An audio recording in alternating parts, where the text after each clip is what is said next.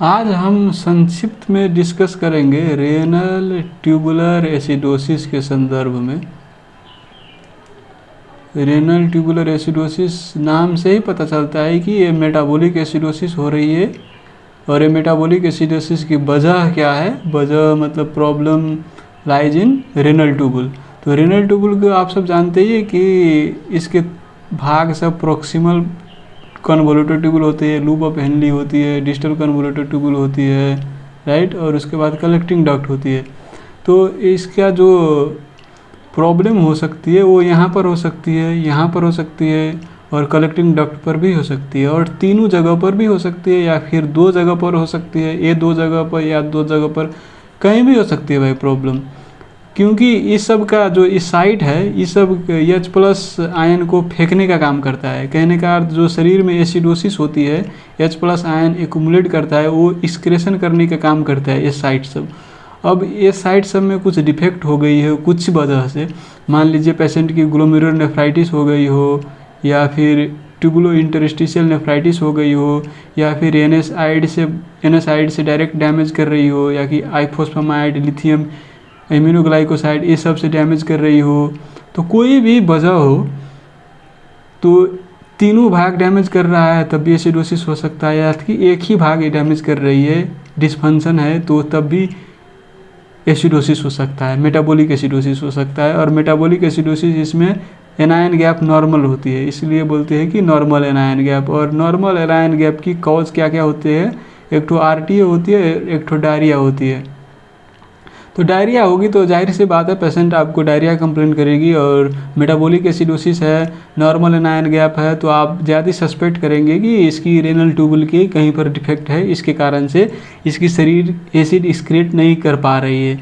तो मैं आपको एक क्लिनिकल सिनारियो में बताता हूँ। मेरी रेजिडेंसी की बात है। एक तो गर्ल थी लाइक 20 ईयर ओल्ड फीमेल, उसको डायबिटिक कीटोसिडोसिस थी और उसको सीवियर डिहाइड्रेशन थी। उसकी वजह से उसको AKI हो गई, हाइपोवोलेमिक AKI कह सकते हैं, प्रीरेनल AKI जैसे हो गई, और वो उसका क्रिएटिनिन से बहुत हाई चला गया, क्रिएटिनिन 5 हो गया। तो इसमें क्या हो जाती है कि जो हाइपोवोलेमिया होती है तो इसमें आपकी जो ब्लड सप्लाई है ये ट्यूबुल सब की सेल सब में वो सब डिक्रीज हो जाती है, और जनरलाइज ट्यूबुलर डिस्फंक्शन हो जाता है। यहाँ का सेल सब डिप्राइव हो जाता है, और यहाँ की सेल सब की नेक्रोसिस होने लगती है और काम नहीं करती है। तो ये इसका काम क्या है? बाइकार्बोनेट की ऑब्जर्व करना। बाइकार्बोनेट ऑब्जर्व नहीं करेगा, इसका काम है H+ आयन को फेंकना, ये नहीं फेंकेगा। इसका भी काम है H+ आयन को यहाँ से फेंकना, ये नहीं काम करेगा। तो सब H+ आयन शरीर में जमी होगी, और जमी होगी तो H+ आयन की मात्रा बढ़ जाएगी, तो हम उसको बोलते हैं कि एसिड ज़्यादा हो गई, एसिडेमिया हो गई,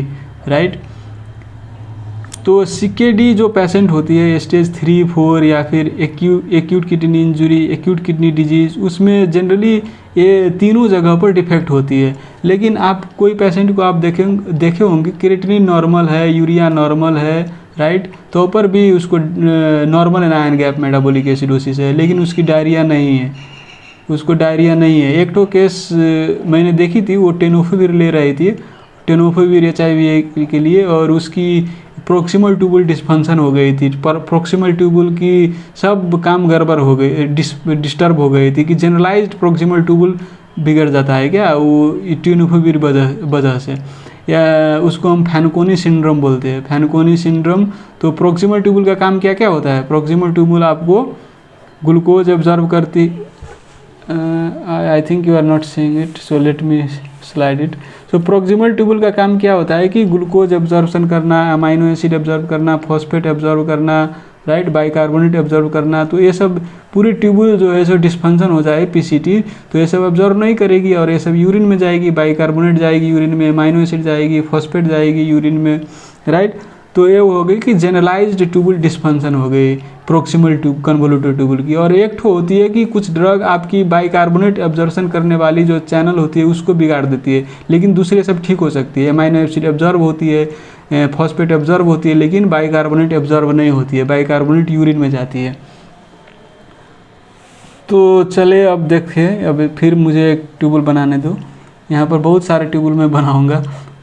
तो देखो, अब ये लूप ऑफ हेनली हो गई, और डिस्टल कन्वोल्यूटेड ट्यूबुल हो गई, और कलेक्टिंग डक्ट हो गई। I request you to pay attention in this video, because if you miss one part you may have difficulty grasping other part. So sequence मैं बता रहा हूँ, इसलिए आप सीक्वेंस को ग्रैब करने की कोशिश करो।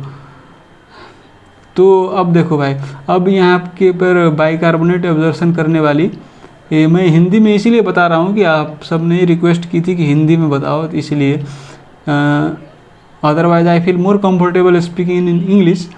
तो बाइकार्बोनेट जब है तो एब्जॉर्ब करने में इसको प्रॉब्लम हो रही हो, चैनल गड़बड़ है, तो बाइकार्बोनेट क्या होगी, इधर जाएगी राइट, डिस्टल कन्वोल्यूटेड ट्यूबुल पर, और यहाँ पर क्या होगी कि यहाँ पर पहुँचेगी जब ये बाइकार्बोनेट, उसी की साइड में क्या होती है कि पेरिट्यूबुलर कैपिलरी होती है, जो कैपिलरी होती उसको लपेट के गई होती है right, they are wrapping around this tubule. तो इधर कैपिलरी भी जा रही है, तो यहाँ पर आपने क्या देखा कि यहाँ पर बाइकार्बोनेट एब्जॉर्प्शन नहीं हुआ इसमें, इसलिए ट्यूबुल में बाइकार्बोनेट ज़्यादा है, लेकिन ब्लड में तो बाइकार्बोनेट कम ही है, तो ब्लड में तो एसिडोसिस है।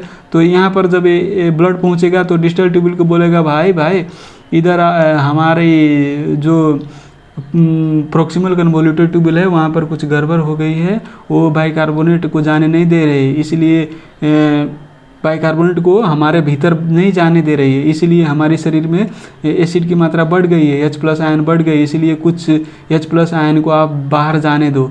आप नहीं जाने दोगे तो हमारे शरीर में H+ आयन की मात्रा बहुत बढ़ जाएगी और इसकी वजह से कार्डियक कंट्रैक्टिलिटी घट जाएगी राइट, एसिडोसिस की वजह से एरिथमिया हो सकती है, इसीलिए कुछ H+ आयन को आप बाहर जाने दो। तो they open the gate and H+ ion goes out, तो H+ आयन निकलेगा कुछ।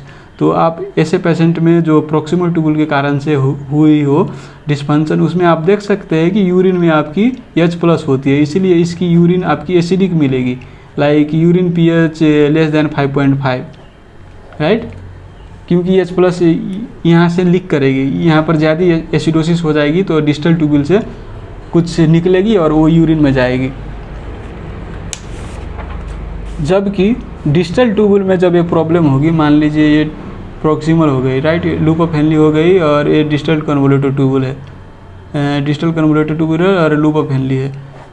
यहाँ पर मान लीजिए कि H+ आयन सेक्रेशन में कुछ प्रॉब्लम है, यहाँ की गेट की डिस्फंक्शन है, यहाँ से H+ आयन नहीं निकल पा रही है, तब क्या करेगी कि H+ आयन ये तो शरीर में ब्लड में एक्यूमुलेट करेगा राइट। अब यहाँ से तो H+ निकल नहीं रही, यहाँ की जो बाइकार्बोनेट एब्जॉर्प्शन तो हो रही है अच्छे से राइट, तो बाइकार्बोनेट एब्जॉर्प्शन हो रही है यहाँ पर, लेकिन यहाँ से H+ निकल नहीं रही है, तो H+ आयन यहाँ पर कमी होगी, तो ये यूरिन में H+ आयन की मात्रा कमी होगी, इसलिए ये अल्कलाइन यूरिन होगी। अल्कलाइन यूरिन कहने का अर्थ यूरिन का pH आपकी 5.5 से ज़्यादा होगी, इसलिए डिस्टल ट्यूबुल डिस्फंक्शन हो तो यूरिन pH आपकी 5.5 से ज़्यादा होती है। इस तरह से अभी आप छुटिया सकते हैं कि ये प्रोक्सिमल ट्यूबुल का डिस्फंक्शन है कि डिस्टल ट्यूबुल का। और फिर मुझे बनाने दे एक छोटी ट्यूबुल, अब ये हो गई डिस्टल कन्वोल्यूटेड ट्यूबुल और ये हो गई कलेक्टिंग डक्ट। कलेक्टिंग डक्ट में आप जानते हैं कि अल्डोस्टेरोन हार्मोन जो है सो एक्ट करता है, और अल्डोस्टेरोन का काम क्या होता है कि सोडियम को भीतर खींचना ब्लड की तरफ, पोटेशियम को बाहर फेंकना, H+ आयन को यूरिन में फेंकना, H+ आयन को यूरिन में फेंकना। मान लीजिए पेशेंट की अल्डोस्टेरोन की मात्रा कमी है, वो उसको एड्रिनल में प्रॉब्लम है, एड्रिनल टीबी हो गई है, या फिर एड्रिनल में एड्रिनलाइटिस किसी वजह से हो गई है, या फिर उसकी रेनिन है, जो रेनिन की सेक्रीशन वो घट गई है। आप जानते हैं कि रेनिन कौन सेल प्रोड्यूस करती है, जेजी सेल, जो एफरेंट आर्टेरियल में जेजी सेल होती है वो प्रोड्यूस करती है रेनिन, और ये आप मान लीजिए डायबिटीज़ की वजह से डायबिटिक ने इसको डैमेज कर दिया, तो रेनिन तो नहीं प्रोड्यूस करेगा, रेनिन नहीं प्रोड्यूस करेगा तो रैस सिस्टम से एंजियोटेंसिन अल्डोस्टेरोन एक्टिवेट नहीं होगा, तो अल्डोस्टेरोन की मात्रा घट जाएगी। या फिर मान लो कि आप कोई पेशेंट अल्डोस्टेरोन ब्लॉकर सब ले रहा है, ड्रग लाइक स्पाइरोनोलैक्टोन ले रहा है, इप्रिनिलोन ले रहा है, तो अल्डोस्टेरोन काम नहीं कर पाएगी। और एक तो कंडीशन होती है कि जो रिसेप्टर में म्यूटेशन हो जाती है, आपकी अल्डोस्टेरोन लेवल तो है लेकिन अल्डोस्टेरोन रिसेप्टर पर काम नहीं करती है, उसको अल्डोस्टेरोन रेजिस्टेंट बोलते हैं। तो किसी भी तरह से या अल्डोस्टेरोन की मात्रा कमी हो जाए या फिर रिसेप्टर में प्रॉब्लम हो जिसकी वजह से अल्डोस्टेरोन रिसेप्टर पर काम नहीं कर पाती है, तो अल्डोस्टेरोन को इफेक्ट नहीं आएगा, और अल्डोस्टेरोन को इफेक्ट नहीं आएगा तो क्या ये सोडियम एब्जॉर्ब नहीं हो पाएगा, इसलिए सोडियम की मात्रा घट जाएगी ब्लड में, पोटेशियम बाहर नहीं जाने पाएगा और इसलिए पोटेशियम की मात्रा बढ़ जाएगी ब्लड में, H+ आयन बाहर नहीं जाने पाएगा इसलिए एसिडोसिस हो जाएगी। तो ये सिम्टम कम्प्लेक्स आती है आपकी हाइपोअल्डोस्टेरोनिज्म की वजह से जो कलेक्टिंग ट्यूबुल में इफेक्ट हुई है उसकी वजह से। तो आप जब ऐसे देखेंगे कि पोटेशियम बढ़ी हुई तो आपको गेस कर सकते हैं कि ये इसकी एल्डोस्टेरोन की कमी की वजह से हो सकती है, क्योंकि आप जानते ही है कि प्रॉक्सिमल और डिस्टल ट्यूबुल में जो होती है उसमें आपकी पोटेशियम की मात्रा घटी हुई होती है, ब्लड में हाइपोकैलेमिया होती है। लेकिन एक ही यही कंडीशन है आपकी एमोंग रेनल ट्यूबुलर एसिडोसिस जिसमें पोटेशियम की मात्रा बढ़ी होती है। तो पोटेशियम की मात्रा क्यों घटती है प्रॉक्सिमल और डिस्टल रेनल ट्यूबुलर एसिडोसिस में, वो मैं आपको यहाँ पर बताना चाहता हूँ ना। तो मान लीजिए प्रॉक्सिमल ट्यूबुल है और लूप ऑफ हेनली है, डिस्टल कन्वोल्यूटेड ट्यूबुल है और एक कलेक्टिंग डक्ट है। तो यहाँ पर मैंने आपको बोला कि बाइकार्बोनेट एब्जॉर्प्शन करने में प्रॉब्लम है, बाइकार्बोनेट नहीं ऑब्जर्व हो पा रही है, तो यहाँ पर बाइकार्बोनेट की मात्रा बढ़ जाएगी। तो कहीं पर भी हमारे शरीर में कहीं पर भी फ्लूइड हो तो वो इलेक्ट्रो न्यूट्रल रहता है, कहने का अर्थ जितनी निगेटिव चार्ज हो उतनी पॉजिटिव चार्ज रहनी पड़ती है। तो इसकी जितनी बाइकार्बोनेट आयन होगी उसकी जितनी सोडियम आयन भी इसमें प्रेजेंट होनी पड़ेगी। तो सोडियम आयन यहाँ पर ज़्यादा जाएगी, बाइकार्बोनेट ज़्यादा है तो सोडियम आयन भी ज़्यादा होगी। तो यहाँ पर जब सोडियम आयन की मात्रा ज़्यादा होगी तो क्या होगी कि रैश एक्टिवेट हो जाएगा, कि सेंस किडनी सेंस करेगा कि भाई यूरिन में ज़्यादा सोडियम जा रही है, हमारे पास सोडियम कम है, इसीलिए रैश एक्टिवेट करो। तो इसके बाद अल्डोस्टेरोन एक्टिवेट होता है तो सोडियम रिटेंशन होता है और पोटेशियम एक्सक्रीशन करता है, राइट। क्योंकि प्रॉब्लम यहाँ पर है, यहाँ पर तो प्रॉब्लम नहीं है कलेक्टिंग डक्ट पे, तो ये एक्टिवेट होकर पोटेशियम सेक्रेट करता है, इसलिए हाइपोकैलेमिया हो जाती है। प्रॉब्लम यहाँ पर है लेकिन हाइपोकैलेमिया हो रही है पेशेंट को, राइट।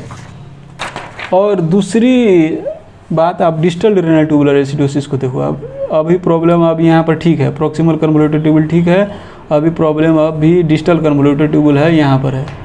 तो यहाँ पर मैंने आपको बोला कि H+ आयन सिक्रीट करता है, तो इसमें डिस्फंक्शन है। तो H+ आयन जब बाहर जाती है तो पोटेशियम आयन भीतर आती है, ये एंटीपोट होती है, ATP से रेगुलेट होती है। जब ATP इसको कंज्यूम करता है तो H+ आयन बाहर जाती है, पोटेशियम आयन भीतर आती है। और ये चैनल तो गड़बड़ है, तो H+ बाहर ना जाएगी, पोटेशियम भीतर नहीं आएगी, तो पोटेशियम भीतर नहीं आएगी तो हाइपोकैलेमिया हो जाएगी। तो इसमें भी हाइपोकैलेमिया हो जाती है। और उसके अलावा जब इसमें आपकी जो एसिडोसिस है, शरीर में ज़्यादा एसिडोसिस होती है तो उसकी वजह से भी आपकी रैश एक्टिवेट हो जाती है। और रैश एक्टिवेशन होने के कारण से क्या होती है, अल्डोस्टेरोन एक्टिवेट हो जाता है। और अल्डोस्टेरोन क्या करती है, सोडियम रिटेंशन करती है, पोटेशियम एक्सक्रीशन करती है, इसकी वजह से भी पोटेशियम आपको लॉस होगी। और एक ठो होती है ROM के चैनल, ROM के चैनल पोटेशियम को एक्सक्रीट कराती है। आपकी एसिडोसिस जब भी हो ज़्यादा तो ये पोटेशियम को बाहर फेंकती है। तो आपने क्या देखा कि 3 मैकेनिज्म से इधर पोटेशियम लॉस हो रहा है। एक तो ये H+ और पोटेशियम की एंटीपोट हो गई, एक तो रैश से हो गई, एक तो ROM के चैनल से एसिड फेंक रहा है। तो भाई 3 को चैनल फेंक रहा है पोटेशियम, तो इसको तो सीवियर हाइपोकैलेमिया हो जाएगी ना, सीवियर हाइपोकैलेमिया। इसलिए आप देखे होंगे कि जब डिस्टल कन्वोल्यूटेड ट्यूबुल में प्रॉब्लम होती है तो इसको सीवियर हाइपोकैलेमिया होती है, लाइक 1.5-2 होती है। जबकि प्रॉक्सिमल ट्यूबुल में डिस्फंक्शन हो तो ऐसी 2-3 हो सकती है, 2-2.5 इतनी सीवियर नहीं होती है। क्योंकि मैंने वहाँ पर क्या बोला था आपकी कि रैश वो एक्टिवेट होती है, लेकिन यहाँ पर रैश के अलावा ROM के चैनल भी एक्टिवेट है, पोटेशियम का ये भी गड़बड़ है। तो पोटेशियम इधर भी नहीं, पोटेशियम H+ इधर नहीं जाने पा रहा है और पोटेशियम इधर नहीं आने पा रहा है, तो ये भी इससे भी हाइपोकैलेमिया हो रहा है। तो 3 ठो प्रॉब्लम है, इसलिए इसमें ज़्यादा सीवियर होगी आपकी हाइपोकैलेमिया और प्रॉक्सिमल में कम सीवियर होगी। और मेटाबॉलिक एसिडोसिस कौन में सीवियर होगी, आपकी प्रॉक्सिमल वाली में कि डिस्टल वाली में। मैंने आपको क्या बोला था कि प्रॉक्सिमल वाली में जो प्रॉब्लम होती है तो ये बाइकार्बोनेट इधर आती है, तो यहाँ पर H+ आयन ज़्यादा फेंक देती है इसको। क्योंकि यहाँ पर एसेंस कहता है कि भाई यहाँ की जो ट्यूबुल है हमारी प्रॉक्सिमल की, वहाँ पर गड़बड़ है, इसलिए हमारे पास ज़्यादा एसिड हो गई है, आप कृपया गेट खोल दो और कुछ हम एसिड को फेंक देते हैं बाहर, ताकि हमारी हार्ट की कंट्रैक्टिलिटी मेंटेन हो, नहीं तो हमें एरिथमिया हो जाएगी। तो ये खोल देता है तो H+ आयन बाहर जाता है, तो इसमें एसिडोसिस की मात्रा जो होगी तो लेस सीवियर होगी, प्रॉक्सिमल में लेस सीवियर होगी। जबकि यहाँ डिस्टल में होगी तो क्या है, यहाँ की चैनल तो गड़बड़ है, तो यहाँ की चैनल गड़बड़ है तो ये तो बाहर H+ आयन को फेंक नहीं पा रही है, तो जितनी भी H+ है सब एक्यूमुलेट हो रही है। और आप सब जानते ही है कि डिस्टल कन्वोल्यूटेड ट्यूबुल है सो मेजर प्लेयर है आपकी एसिड बेस बैलेंस मेंटेन करने में, कहने का अर्थ एसिड फेंकने में, शरीर से हमें एसिड को फेंकना है ना, तो एसिड नहीं फेंक रहा है तो भाई बहुत सारी एसिड जमा हो रही है, तो हमको सीवियर एसिडोसिस होगी, सीवियर हाइपोकैलेमिया होगी आपकी डिस्टल रेनल ट्यूबुलर एसिडोसिस में। समझ रहे हो कि नहीं? राइट। उसके बाद अब हम कैल्शियम को देख लेते हैं। तो आप मेटाबॉलिक एसिडोसिस जब हमारा शरीर में होता है, ब्लड में एसिडोसिस की मात्रा लंबी समय तक बनी रहे, तो ये क्या कर देता है कि ऑस्टियोक्लास्ट को एक्टिवेट कर देता है बोन की, और बोन की रिजर्वेशन करने लगती है, और उससे हमारे शरीर में ब्लड में कैल्शियम की मात्रा बढ़ती है। और ये कैल्शियम की मात्रा जब बढ़ेगी तो क्या होगी, कैल्शियम भी रेनल ट्यूबुल में एक्सक्रीट होगी और ये भी निकलेगी भाई, राइट, ये भी निकलेगी। और मैंने आपको क्या बोला था कि डिस्टल आरटीए की केस है तो उसमें आपकी अल्कलाइन यूरिन होती है, अल्कलाइन यूरिन होती है, लेकिन प्रॉक्सिमल आरटीए की केस में एसिडिक यूरिन होती है। प्रॉक्सिमल आरटीए की केस में एसिडिक यूरिन होती है, क्योंकि प्रॉक्सिमल आरटीए में क्या होती है, बाइकार्बोनेट एब्जॉर्प्शन नहीं होती है, इसलिए बाइकार्बोनेट यहाँ पर जाता है और यहाँ पर से फिर H+ आयन को बाहर फेंकता है, तो H+ आयन के कारण से एसिडिक यूरिन होती है।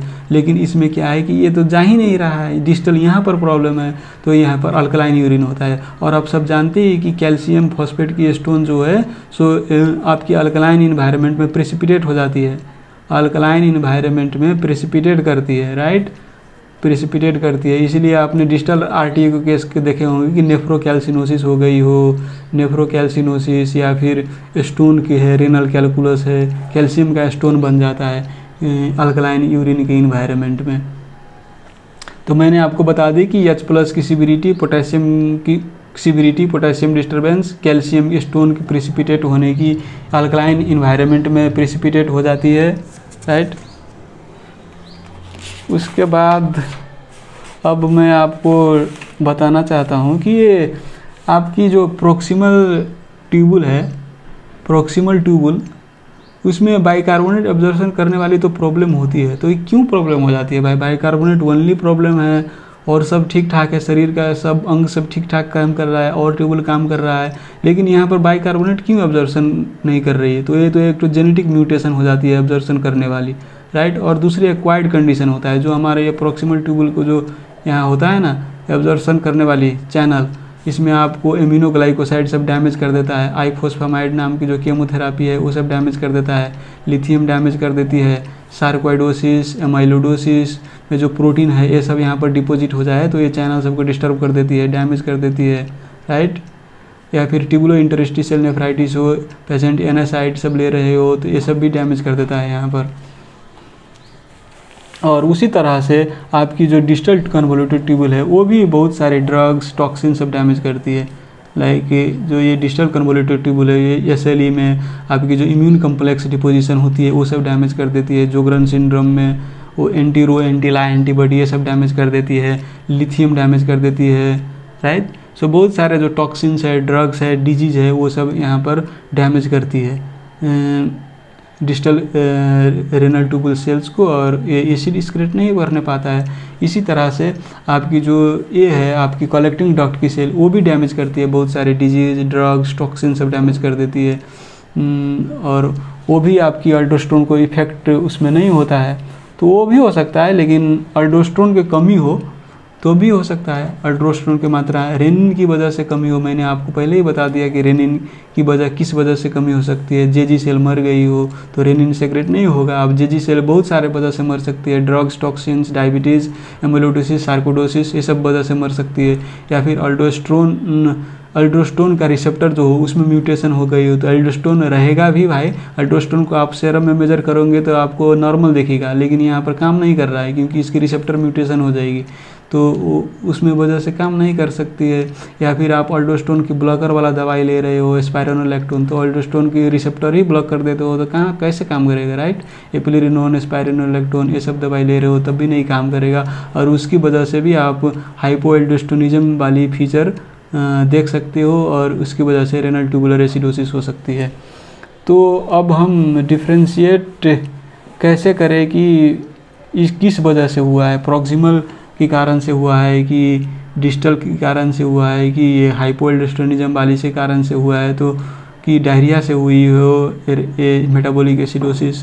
तो आप कुछ पॉइंट तो मैंने आपको पहले ही बता दिया क्या क्या डिफ्रेंशिएट करना है। और एक तो होता है कि आप यूरिन में एमोनियम आयन चेक करें, क्योंकि हमें यूरिन में देखनी है H+ आयन कितनी एक्सक्रीट हो रही है, राइट। जब पेशेंट को डायरिया होती है तो क्या होती है, बाइकार्बोनेट की मात्रा स्टूल में ज़्यादा लॉस होती है ना, बाइकार्बोनेट ज़्यादा स्टूल में लॉस होती है और उसकी एसिडोसिस हो जाती है ब्लड में।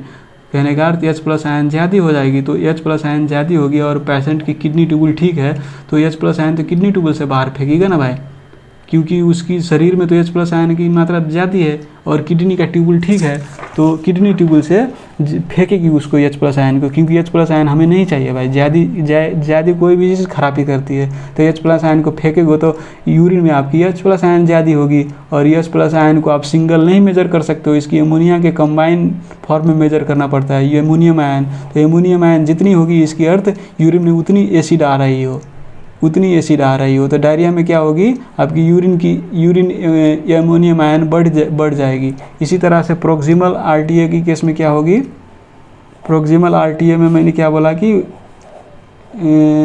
Let me draw again, proximal RTA में यहाँ पर बाइकार्बोनेट ऑब्जर्व नहीं हो रही है, राइट। तो बाइकार्बोनेट लॉस हो रही है, राइट। तो बाइकार्बोनेट लॉस हो रही हो तो इधर ज़्यादा एसिडोसिस हो जाएगा, तो H+ आयन इधर से इधर जाएगी, राइट। तो इधर जाएगी तो ये H+ इधर निकलेगी और ये यूरिन में आपको एमोनिया से कंबाइन कर लेगी तो H+ आयन NH4+ बन जाएगी। तो आपकी प्रोक्सिमल RTA में भी NH4+ आप देखोगे यूरिन में तो ज़्यादा मिलेगी। लेकिन डिस्टल RTA में क्या होती है और हाइपोएल्डोस्टेरोनिज्म वाले में क्या होगी, घट जाएगी। क्यों घट जाएगी, तो फिर फिगर बना के समझ लो। ये देखो, ये डिस्टल कन्वोल्यूटेड ट्यूबुल है, राइट।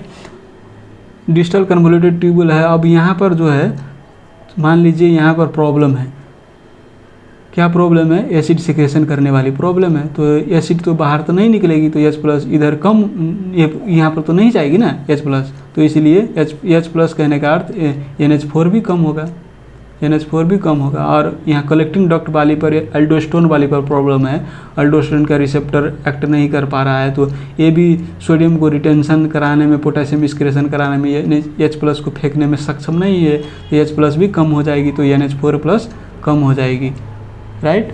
तो मैं इस वीडियो को कंटिन्यू करूँगा, इसमें आपको और क्या क्या मैं डिस्कस करूँगा कि NH4Cl जब हम लोड करते हैं शरीर में तो इससे क्या इफेक्ट होती है, और हम IV बाइकार्बोनेट हम लोड करेंगे शरीर में तो उससे क्या इफेक्ट होती है, ये मैं डिस्कस करूंगा दूसरे वीडियो में। और उसके बाद मैं डिस्कस करूंगा यूरिन एनायन गैप की।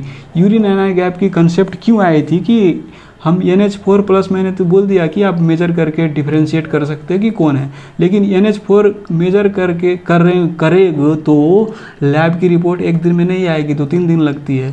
और कहीं कहीं पर भी ये करने की जो केमिकल सब होती है वो भी अवेलेबल नहीं होती है, तो इसलिए हम ये मेजर नहीं करते, हम यूरिन एनायन गैप का इसका एस्टिमेट कर लेते हैं। तो वो कंसेप्ट को मैं दूसरे वीडियो में और ये सब को मैं दूसरे वीडियो में कवर करूँगा। और आपका ये वीडियो कैसा लगा वो आप कमेंट करिएगा, और अच्छा लगेगा तो शेयर करिएगा।